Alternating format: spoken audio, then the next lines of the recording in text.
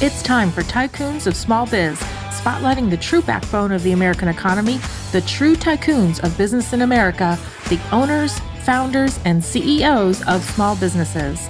The show's hosts, Austin Peterson and Landon Mance, are registered representatives of Lincoln Financial Advisors Corporation, a broker-dealer member SIPC, and registered investment advisor.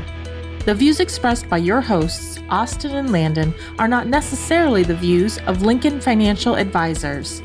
Let's lean in as Austin and Landon connect with this week's Tycoons. Good afternoon, Tycoons, and welcome to today's episode of Tycoons of Small Biz. I'm your host, Austin Peterson, here with my co-host, the best in the business, Landon Mance, coming to us live from what I like to call the Mance family Mance in Dana Point, California. And we are excited to have Allan Draper on the show with us today with allandraper.com. Allan, thanks for being here. Yeah, my pleasure. I'm excited.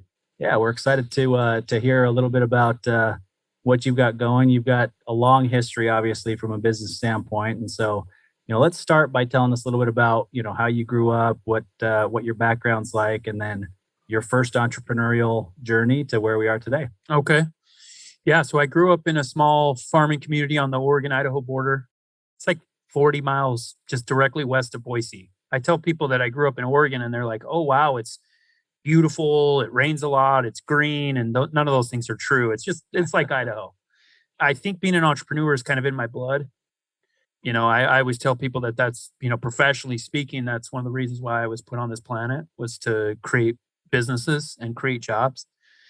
My first entrepreneurial endeavor probably happened when I was a little kid. At some point I had a newspaper route. I sold candy bars door to door, mostly to raise money for, baseball and, sports leagues and stuff. But as an adult, I started investing in real estate in 2007, which about the worst time possible. And then I went to law school and practiced law for a while, kind of put the business side of myself on hold for just a few years, and then opened a pest control company in Detroit, Michigan. And we started working on it in 2014, opened our doors in 2015. That was kind of the start of my current path. Gotcha. And that's Proof Pest Control, is that correct? That's correct, yep. So tell us a little bit about the history of Proof. I mean, obviously 2014, you start with concept. 2014, you start with concept. 2015, you launch. Where are you today? I mean, Detroit, Michigan. You didn't give us any background on Detroit. So how did it start in Detroit? And then kind of, what's the journey been like since? Yeah, so we spent 6 to 8 months looking for a market that was kind of agreeable to us, that, we thought matched our company trajectory and our vision for the company. I was working at the time, still working with my brothers, my business partner, Brent, and he's the one that actually chose it. It was between, Detroit, Buffalo, there were a couple of those kind of, colder weather climates, and that was part of it. But I was practicing law here in Phoenix at the time, and went home and told my wife, hey, we're packing up and I'm quitting my law job and my secure, stable law job, what I went to law school for 3 years for and painstakingly studied for the bar exam for, and giving all that up. And we're going to start a pest control company in Detroit. And she's like, okay, let's do it. Well, I think if your wife were here, she might tell the story a little bit differently, because my wife would tell the story a little bit differently, because we had kind of that same experience where I went out on my own for the first time with financial planning, and she just thought it was the craziest thing. Her dad had worked for the same company his whole life, retired with a pension. I mean, her dad has now been retired with a pension longer than he worked for the company. Wow. Originally. And so he's in his early 90s now and has lived a great life. But that's what she grew up with, right? Yeah. Stability, pension, normal paycheck, and all of a sudden she's married to a husband that wants to be an entrepreneur. Yeah, and it's a different world, right? My mom, for example, she doesn't really have these large business aspirations. She's more of a 9-to-5 type of person, and there's nothing wrong with that. I think it's a different type of personality. It's not one's better than the other. It's just they're different. Yep. But I can't imagine being in a 9 to 5. I can't imagine. And I employ quite a few individuals that do exactly that. And we try to create an atmosphere where they can continue to progress, learn new things. The day-to-day doesn't get monotonous for them. But that's just not who I am. But I think you're right. I think my wife would definitely tell it a little differently.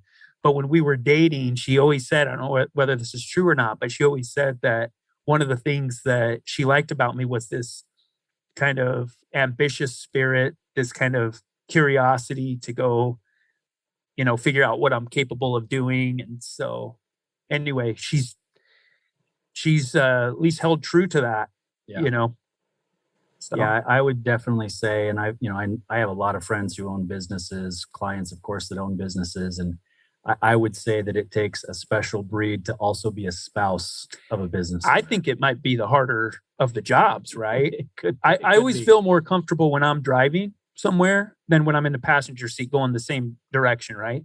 And it's not that I don't trust the other driver. It's just that's kind of my comfort zone. So I can only imagine with being the proverbial passenger in that scenario. I think that would be tough. Yeah. I think sometimes it's easier. It comes more naturally for me to have faith in myself than it does to have faith in others sometimes, as bad as that sounds. Well, I can tell you that that's definitely the truth for me. So, what's it like for you, Landon? You're an entrepreneur. What's Tia's take on things? Yeah, I actually love that analogy that Alan just referenced because that's exactly how I am. I mean, figuratively and literally. I was in a really bad car accident in high school, and my best friend actually passed away in the accident. And I think that has given me this I don't know, uncertainty around driving with other people. So I literally feel so much more comfortable when I am driving, my car as opposed to driving with other people. I get a lot of flack from my wife and other people. One of my nicknames is Gramps Mance, and that does have to do with my with my style of driving. I just tend to drive pretty chill, especially now that we've got 15-month-old twins. But yeah, and it's the same for me on the business side too. I've been a solo guy for all these years, and now that I finally have met somebody, Austin, that I can feel comfortable sitting in that passenger seat. So that's definitely a blessing because finding somebody like that it's not easy. I don't know if you've had business partners. Well, you've got your brother as a partner, and that can certainly present some challenges. But yeah, I love that analogy. That really strikes a chord with me. I've never heard someone say it like that, but I would say that I agree with that 100%, and that's exactly how I am as well. Yeah, and I think that learning to, at least for part of my journey, right? I look at it as we're all on a little different path, and for me, what I'm trying to do is I'm trying to learn the things that I need to learn. I'm trying to overcome my struggles. I'm trying to develop personally throughout this process of building businesses. But that's been a struggle to let somebody else take the wheel. But I have currently, 9 different business partners in different industries. And when you get to that point where you're like, hey, I trust you, right? There's a reason why I chose you to be my business partner. That's when you can have a really good relationship with somebody, as opposed to, hey, I hired you to take orders because you have a specific skill, because then you have somebody that's kind of pulling the reins with you. You have somebody that is bought in, that feels like a partner. And I've had partnerships where on both sides, I've had partners that have treated me like, an order taker and vice versa. And it's a great skill to have, which I'm still in the process of developing. And that is developing these relationships with your partners and using that, that kind of mentality of, hey, I'm win, lose, or draw. this is your thing. This is, I trust you, right? We're going to make some mistakes. It's not always just an upward trend. There's some dips and valleys in there. And we're in this together. I think that's a very big part of who I'm trying to become. And if we do it the right way, and I've had failures, I've had businesses that have failed, and I have partners that I'm no longer partners with. But if we do it the right way, then the partnership gets better over time, which is, it's an interesting concept, because most partnerships, I don't know the numbers, but my guess is most partnerships get worse over time especially in terms of relationships. And I think it's the same with marriages, right? There's only two directions they're going, right? They're going to get better over time, or they're going to get worse. And a partnership is so much like a marriage, right? But when you let go of some of that control and you say, hey, I trust you. If everything doesn't go as planned, that's okay. I think you can really start to build something great, which I've been able to do. And I've been able to accomplish things both in my marriage and with my business partners that there is no chance I could have accomplished on my own. That's a good segue into what I wanted to talk about next. But Austin, did you want to make a comment real quick before we move on? No, it was probably just a joke. I was going to say that, there's always one good-looking partner, one smart partner. There's, it's the same in a marriage, that sort of a joke. It's true. I mean, it's true though. Like those compliments add to the marriage and the partnership, right? They do. They really do. Yeah.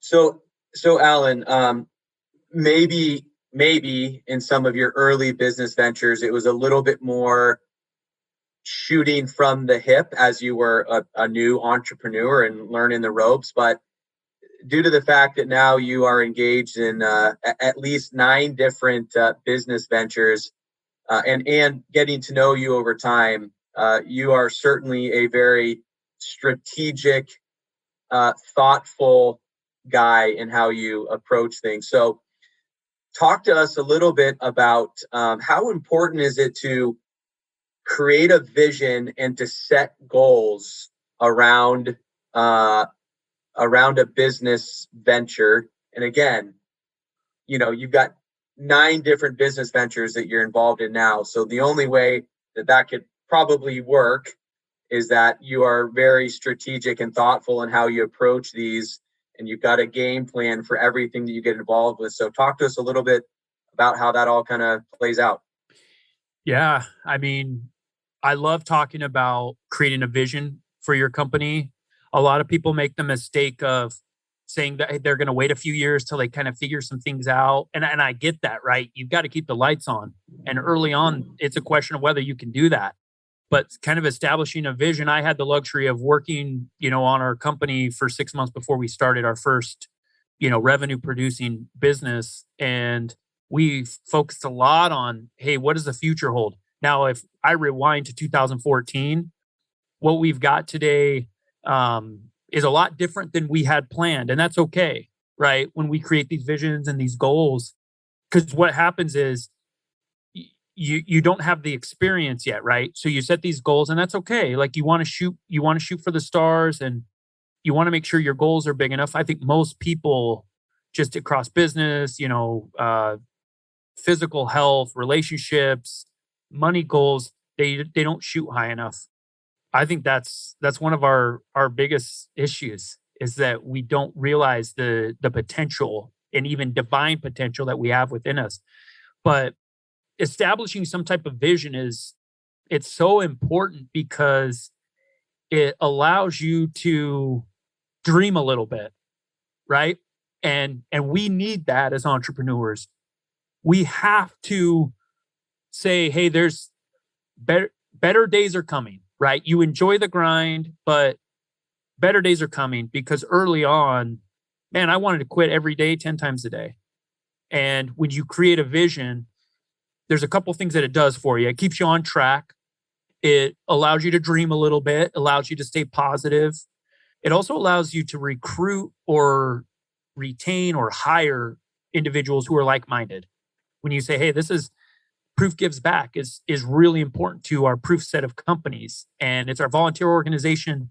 And if people aren't on board when we are talking about Proof Gives Back before we even hire them, it's not a good fit. But one of the most important aspects of having a vision is actually going through the mental process, the mental exercise of imagining yourself obtaining or fulfilling that vision, right? There's so much power in that. There's so much power, and I do it every single morning. And I do it with, different aspects of my life, my spiritual life, my family life, money, business, my social life, my health. And what I do is I take the goals that I've written on my vision board and I sit there for 5, 10, 15, sometimes 30 minutes. And I visualize what it feels like to obtain those goals or fulfill that vision, whatever it is. And I take it as far as I possibly can. I try to think of what, the weather looks like outside. I try to imagine how it feels to have accomplished that. I imagine who I'm surrounded with and what my conversations are like. And so it becomes very palpable, right? I spend so much time doing that because the world forces negativity on us. And the reason why is because, our old brain, we love that. Oh, there was a car accident. What happened? Right? Oh, what can I do so I'm not in that, a car accident like that, or somebody died or whatever. And it's a defense mechanism. But the problem is that even though that part of our brain hasn't really developed over the last 2,000, 3,000 years, our environment has. Saber-toothed tigers don't, they're not outside waiting for us anymore. So when you create a vision and you're thinking about it, you're imagining fulfilling that and reaching your goals, you get to, at least for that period of your day, you get to be super positive, and you can imagine all these positive and these great things happening. And so, that is such a huge part of my life, me just dreaming a little bit, right? And then putting in the work. But if you're a business that's trying to grow or trying to develop in any way, you're an individual who's trying to personally develop, whatever, you're trying to grow, study, whatever, you have to have a vision. I like the word vision better than I like goals. And I'm not talking about a vision like, heavenly messengers. I'm talking about, like, the reason I like the word vision is because it there's this inherent aspect of, what am I seeing? Right. Yeah. You can visualize it, right? Exactly. So I see what you're saying there. And I agree with you 100%. I think that, it makes me think of a conversation I actually had with my wife last night. So not to get into what I do, but I bought a business. It's a transformation business that's got to be completely transformed. I bought it a few months ago, and it's like remodeling a house. You got to tear it down first and rebuild it. And it is way harder than building a business, I believe. And I've done this a couple of times, and it can be so stressful. And last night I'm cooking dinner, and my wife is just looking at me saying, "Your stress levels are off the charts. Is this worth it? Should you be doing this?" And I just, my mindset is, okay, I did think it was going to be easier than it was, right? The business was in worse shape than I assumed it was, and had obviously done my research as well. But I still see that vision, and and Landon and I've even had this conversation. This is a business that Landon's not involved in with me, but we've had this conversation to where I know where this business is going to be in 4 to 6 months. Yeah. And it really, really sucks today, right? But I know where it can be in 4 to 6 months. And I even asked Landon about getting involved. He said, when it's fixed, then I'll invest. And I said, it's way more Too expensive late, man. then, buddy. Exactly. That's funny. And it made me think of something, that I would much rather be positive and optimistic and be wrong than be negative and pessimistic and be right. Yeah. I'm very intrigued about this business, though. It's weird how, like, I just love talking about businesses, especially ones that have issues, that there's opportunities. I heard this story once where there was this real estate investor. He took his young son. He's like 6 years old, took him to one of the houses, and it was a disaster, right? Foreclosure, pet issues all over on the inside. It smelled terrible, cat urine, just beyond belief. And the father and son walk in, and the father says, "Hey, son, do you smell that?" And he's like, "Yeah, Dad, that's opportunity." Right? That's the difference between an optimist and a pessimist, right? Exactly. Yeah, it's funny. So, all right. So, yeah, we can have a conversation about that. I'd love to talk to you about it, and we can have a conversation, but let's do that offline. So let's talk about something that I know you're super passionate about, and that's mentorship, right? And the importance of mentorship and community for business owners. And I think maybe we've even had a conversation about this. I'm part of a Vistage Worldwide group, and having that community around me and really having, what I would term my board of advisors Mm-hmm. is super valuable to me. I also have a business mentor specific to our industry, and then the chair of my Vistage group acts as a business coach. And so all of that kind of stuff is super important to me to help me build my businesses. But talk to us about what it is that you do from a mentorship standpoint and why you're so passionate about mentorship and community. Yeah. I mean, you really become the people that you spend the most time with. And everybody has an example of, words they pick up or, things they do, started going to the gym or, started smoking or whatever, good and bad, because of the people that they hung out with, being around. Your goal is to be around people that you want to be like. And then for me, one of my goals is to be the type of person that successful people want to be around.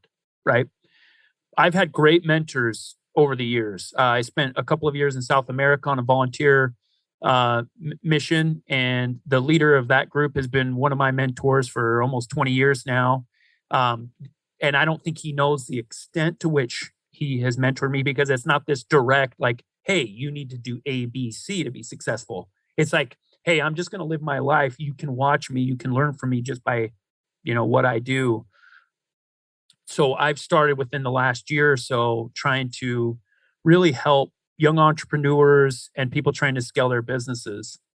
For me, I'm super passionate about it. I love hearing about different businesses, different industries. It doesn't matter, because I love the passion. I've been able to live it a little bit, but having a mentor and surrounding yourself with people that either possess what you want to possess or are the types of people you want to become, there's nothing you can do to replace that. It's going to be the fastest way to improve in whatever area of your life you're looking to improve upon. I told my nephew the other day, because he's hanging out with some kids that aren't the greatest, and I'm like, hey, listen. I'm like, if you want to be a smoker, if you want to do drugs, if you want to drink, if you want to drop out of school, those are the people that you hang around with. And the issue is sometimes kids don't realize that they're making those decisions right now. Sometimes adults don't. They're like, nah, he's my high school buddy, right?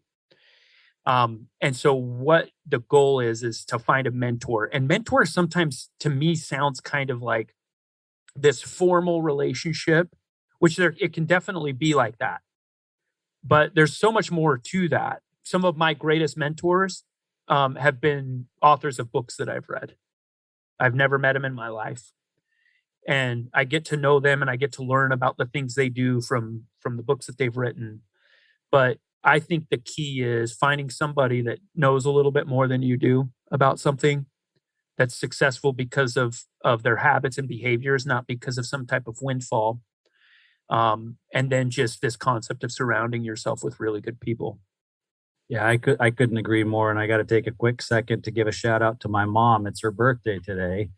And the reason I say that is you brought this up with your nephew's friends. My mom always said when I was growing up, and she's continued to say it to whoever will listen, show me your friends and I'll show you your future. 100%. Right. And who you surround yourself with is such key, whether it's personal life, business life, whatever it is. I just think it's humongous. And it also makes me think of a meeting that Landon and I went to a few months ago where this guy came in, he was a guest speaker, and he came in and he had been on Ronald Reagan's post-presidential staff. So when he left the White House, he was on his staff. And he talked about, the mentor that Ronald Reagan was to him. And obviously Ronald Reagan regardless of what your politics are, one of the greatest leaders of all time. She's a great human being. Yeah, but one of the best things that he did, and that he figured out how to do, that many of us need to be better at figuring out how to do, is surrounding ourselves with people that are better than us at things, that are smarter and that understand things better than we do, and not letting that affect our ego and feel like we have to be the one in charge. And that's hit the nail on the head. And that's something that I struggle with. There are people out there that are constantly looking for peer groups that are better than them in a certain way. And there are some people that are looking for peer groups of people that are not to their level in whatever area of life. And it's something I struggle with, right? Because it's like, man, that person, that's impressive. And this thought occurred to me this week, actually, with investment that I'm doing. With this type of investment, I'm in a different league now. Okay, I'm not the big fish. I'm usually not anyway, but clearly not one of the smallest in this particular area. But that's brilliant. Yeah. That is brilliant, and we shy away from that sometimes because it makes me uncomfortable. Right? It's like, man, do I belong here? A little bit of the imposter syndrome, right? Like, maybe I'm not good enough to be in this group. Yeah. And we've actually talked about that in Vistage as well. There was actually a meeting that I was in where I was put on the spot, and we had a guest speaker that came in that he basically works with high-powered executives, and he's a psychiatrist or psychologist. I apologize, Andy Maurer, which I forget which one you are, but one of the things that I was put on the spot to admit to the group, in front of the group, was that I suffer from imposter syndrome. Mm-hmm. I grew up extremely poor, and I feel like I'm an imposter every single day because I've got a master's degree and I've got a successful business. And, there are certain successes that I have in my life that my parents didn't have. My parents are some of the greatest people in the world and taught me so many important lessons, but they did not have that type of success. And so I feel like an imposter every single day. Yeah, it's weird because when you start to obtain some level of success, you can even feel bad, like talking about your parents, right? But you look back and it's like they were great human beings, regardless of whatever they obtained, financially or professionally, or even in terms of education. Does not change. And actually, they may be better than you, or my parents may be better than me, because look what they helped somebody else do. And isn't that a better barometer of how successful somebody is? Okay, cool, they did it themselves. Cool. What have they helped other people do? Right? Yeah. So absolutely. Hey, Allan, let me ask you, if for the people, the entrepreneurs that are listening, if they don't have somebody like that in their life at the moment, how would you suggest, because they probably have somebody in mind that they would like to have this kind of relationship with, but maybe they don't have someone at the moment. How do you suggest that they approach that person and say, in not so many words, that they would like to have this kind of relationship with someone? How do you approach somebody and start that kind of relationship with someone if you don't have it at the moment? So I think there's two types of kind of more formal mentorships. There's going to be the type that the individual approaching somebody and saying, hey, I need to spend more time with you. I need to have access to you, to learn from you. They're going to have to provide some type of value. Okay. Just being super generic. Then there's going to be the type of people that are just going to do it out of sheer goodwill. They're not going to do it for everybody. So maybe this individual, maybe it's an uncle or somebody through a church or volunteer organization or something like that. So there's two separate scenarios, right? With my example of my mentor for the past 20 years, from the time I spent in South America, I've never really seen that I've provided value to him. I didn't need to. That relationship was there. But if there's not a relationship, then the idea is, hey, what can I do? Because if it's somebody that's worth being a mentor, time is the most valuable thing they have. And so you're going to have to find a way. One of my buddies gave this great example years ago, very successful individual. He's done great things professionally over the last 20 years. But he told me he was trying to get access to a potential mentor, found out that this guy's son was playing Little League football or something. He hired a professional photographer to go take just amazing photos of this guy's son. And anyway, packaged it up for him and sent it to him. Just said, hey, I know you're busy. I know you probably watching the game, didn't have time to take these photos. Just thought I'd send this to you. And that's something that, shows a lot of thought, but added value, right?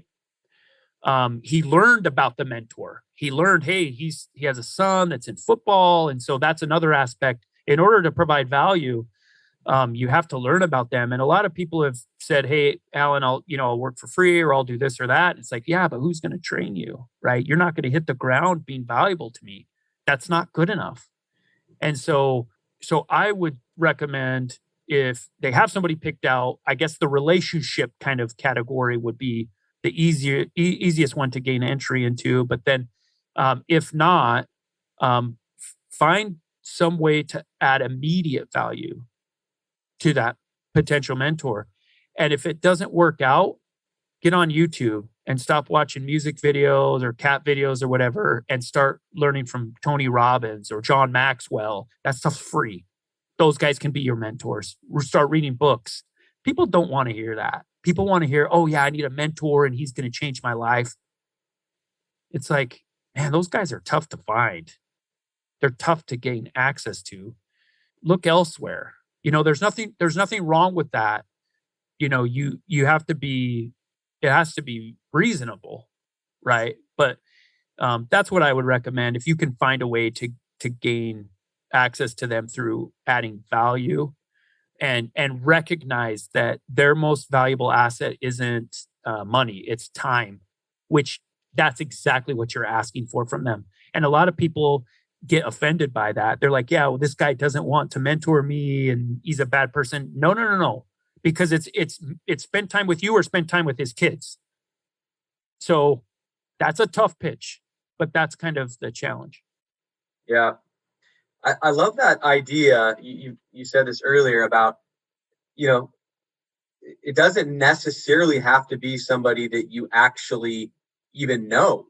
It can be an author. It can be a thought leader. It can be another professional in your network. It can be someone that you follow their journey closely and you learn and you grow from them. So I've never thought about it kind of in that regard. So I appreciate you mentioning that. But Allan, as we kind of come to a close here, we've only got another, I think, 5 or so minutes of your time. Mm-hmm. We know that you help other business owners, realize kind of, not realize, but understand what their vision is and help them to kind of put a pathway to kind of get to where they want to go. So can you talk to us for a couple of minutes about how do you help other entrepreneurs, do what we all want to do, which is, grow our businesses? I think step one is just helping them create this vision that we've talked about quite a bit today, and help them through understand what the sacrifices are that they're going to have to make to realize that, right? Because that's the first step. Somebody says, hey, I want a $10 million business. Okay, that's fine. It's definitely achievable. I've done it. You can do it. But this is what I had to give up. These are the things that I had to do. So I think that's step one. I'm a big rah-rah, like motivational guy too.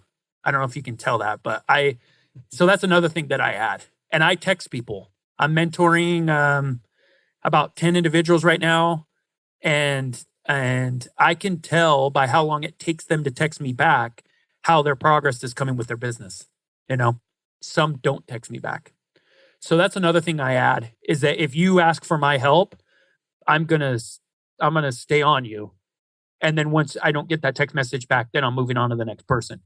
But in addition to kind of those intangibles, I consider myself an expert with corporate finance. I'm really good at looking at financial documents and spotting issues, areas for improvement, and the health of a company, which early on entrepreneurs need, and they don't realize that. There's some that don't even keep books. It's ridiculous.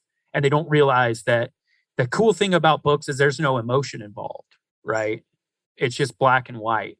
And so I help with that process. I help with, I'm great at operations, just,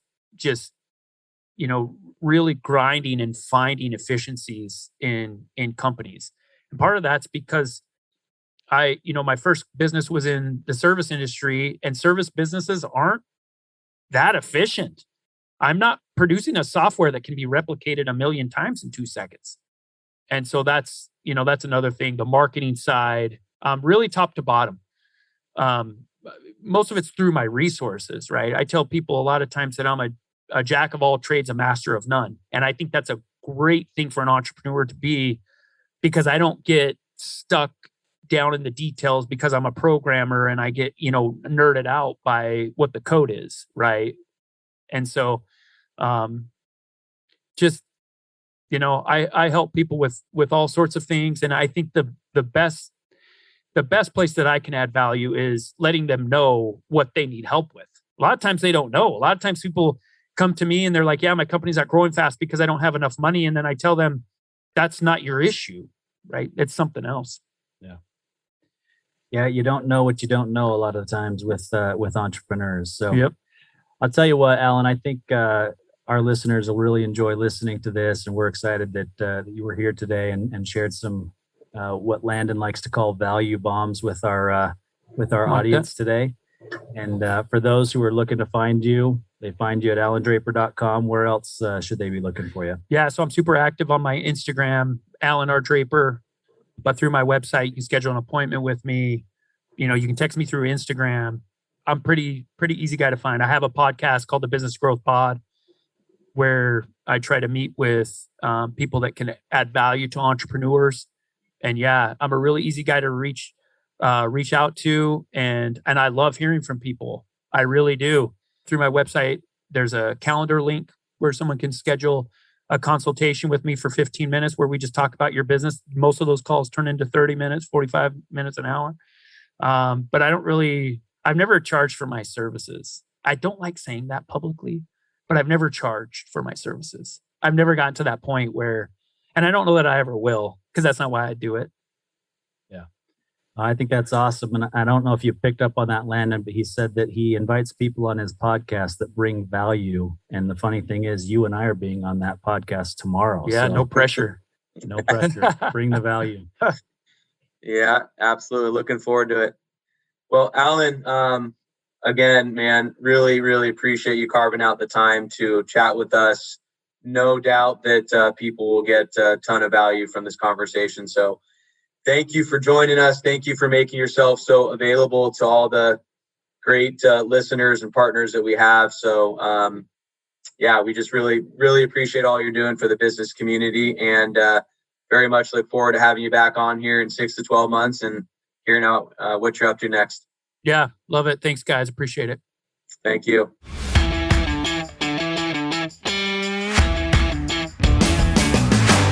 You've been listening to Tycoons of Small Biz, proudly hosted by Austin Peterson and Landon Mance.